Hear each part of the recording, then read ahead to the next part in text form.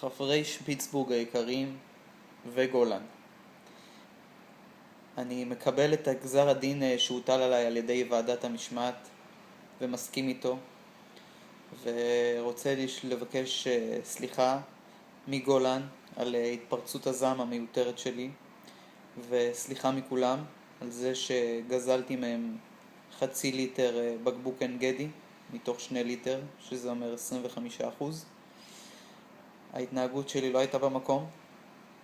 אני לא אכחיש, הרגשתי קצת הקלה וטוב אחרי, בתור אחד שבילדות שלו בעיקר רדפו אחריו, ולא אני זה שרדפתי אחרי אנשים.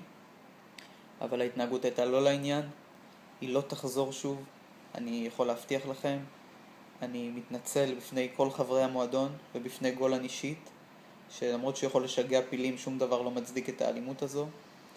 ההתנצלות כמובן היא גם בשמי וגם בשם ניקי שמאחוריי, שליבתה קצת היצרים, ואני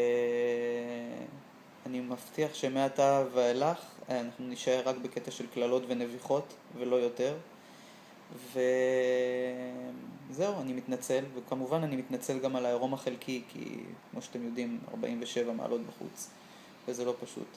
אז סליחה גולן, אתה קוקסינל, אבל אני אוהב אותך מאוד וזה לא היה במקום, ואני גם לוקח על עצמי להזמין את כולם, ניקי די, לבוא אליי לערב קבוצה שאני אארגן אצלי בדירה החדשה בגג.